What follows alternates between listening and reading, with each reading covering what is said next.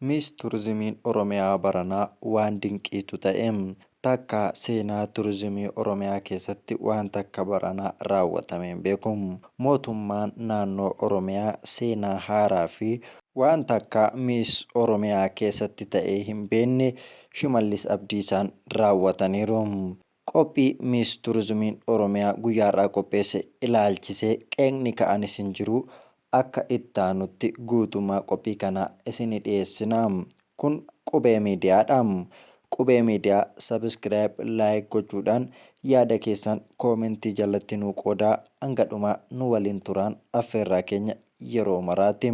Egaa Miis Turizimiin Oromiyaa yeroo 5ffaatiif guyyaa har'aa magaalaa Finfinnee Iskalaayit Hoteelitti kan gaggeeffame yoo ta'u, bifa ajaa'ibaa fi waan morkii dinqii ta'een gaggeeffamaa tureera. Sagantaa kanarratti mootummaa naannoo Oromiyaa dabalatee akkasumas bulchiinsa Shaggarii fi bulchiinsoleen godinoota garaagaraa irraa sagantaa kanarratti argamaniiru. Miis Turizimii Oromiyaa baranaa irratti wantoota ajaa'ibsiisoo danuu raawwatamaniiru.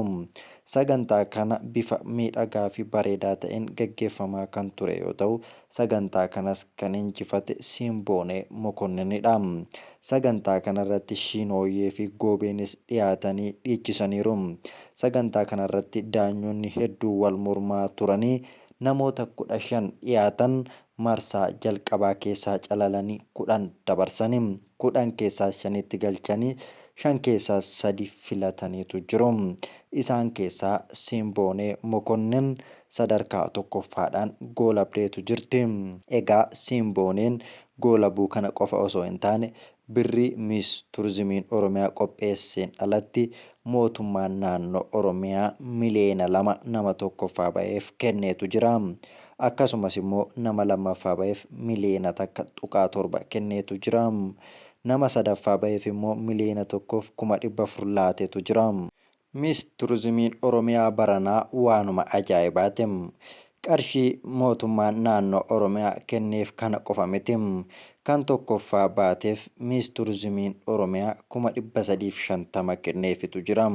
Kan lammaffaa baateef 300,000, kan sadaffaa baateef 250,000. Shamarran mimmiidhagduun barana birriidhumaan dhangala'anii jechuun ni danda'ama. Birrii irratti shaashambaa godhaniitu jiru. Egaa akkuma birrii kana argatan immoo Oromiyaa miidhagduu ni beeksisu jennee amanna.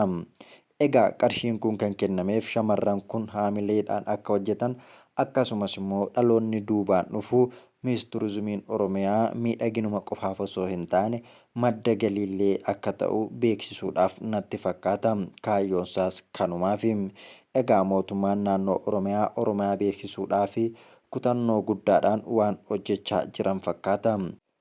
Miis Turizimiin Oromiyaa erga hundeeffamee waggaa 5 yoo ta'u, qophiilee miidhagaa fi babbareedaa ta'e jala bultii Irreechaan wal qabatee waggaa waggaadhaan ni qopheessa. Baranas haala miidhagaa ta'een kanumatti itti fufe.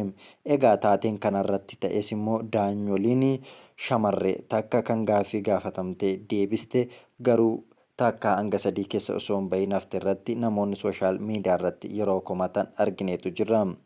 Egaa wanti ta'es gaaffiin tokkoffaaf lammaffaaf sadaffaa nama baasu isaaniif qophaa'ee kan ture yoo ta'u, gaaffii 5 gaafatamee 5 keessaa mucaa tokko qofatu deebise. Yeroo lammaffaas gaafa gaafataman deebisuu hin dandeenye.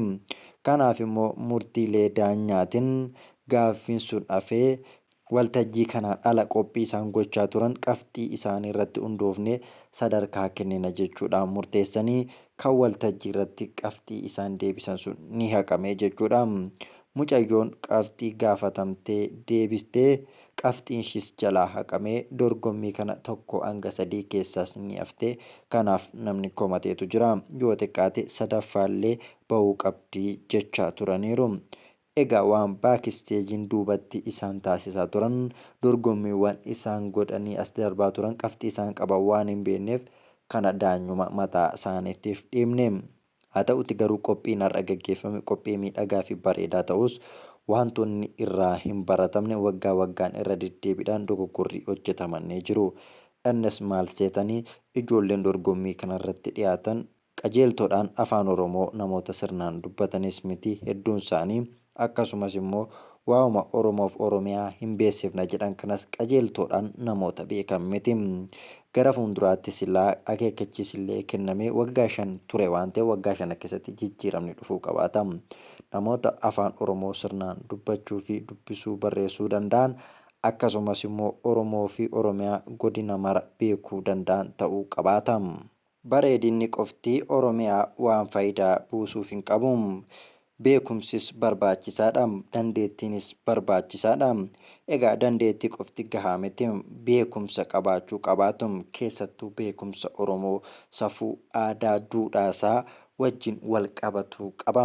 Aadaa fi turizimii Oromiyaan kun gara fuulduraatti safuun Oromoo maalii? Aadaan Oromoo akkamii? Duudhaawwan Oromoo sirna gadaa, duudhaawwan irreechaa kana sirriitti baratanii barsiisuutu irra jiraata. Lafuma magariisa ta'e Baalee deemanii suura ka'anii mul'isuu qofaa miti. Golaawwan Oromiyaa mara keessa deemanii Oromiyaan maal fakkaatti kan jedhu sirriitti beeksisuutu irra jiraata. Lafa mara deemuu qabaatu. Egaa waggoota darban kan nuti argine lafootuma muraasa baratamaa ta'e warri baranaa deeme warri itti aanus deemaa ture waan ta'eef kun bara dhuftu kana jijjiiramuu qabaata jennee amanna. Bara kana kan akka Simboonee fi fakkaattonni ishee sirriitti irratti hojjechuu qabu. Keessattuu mootummaan baajata dhimma kanarratti ramadee dalagaa waan jiruu fi gadi fageenyaan dalaguu qabaatu. Carraa argamanitti fayyadamanii Oromiyaa beeksisuu qabaatu. Oromoof Oromiyaaf sagalee ta'uunis isaanirra jiraata jennee amanna. Egaa shamarran Oromoo guyyaa har'aa waltajjii kanarratti dhiyaatan dhugaa dubbachuuf hedduu mimmiidhaguu. Namoota garaagaraa sagantaa kanarratti hirmaatanii simboo sagantaa kana ta'aniiru. Miis Turizimiin Oromiyaa baranaas Simboonee Mokonnin taatee filatamteetu jirti.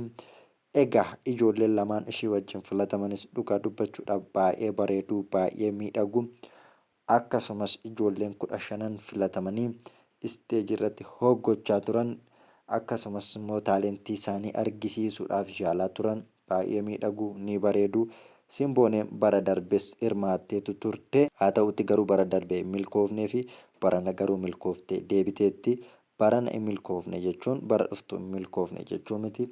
Kanaaf isheerraa baratanii warri barana hin milkoofnes bara dhuftutti itti qophaa'anii Miis Turizimii Oromiyaa akka ta'an abdii qabna. Qophii kiyyaarraa asuma irratti hin goolabaa. Kun Qubee Miidiyaadha. Qubee Miidiyaa sabiskiraayib, laayik gochuun dagatinaa. Yaada keessan immoo koomentii jalatti nuu qoodaa isiniin jenna. Odeeffannoo waayitaawaa waan isin biraan geenyeef ulfaadhaa, galatoomaa, horaa.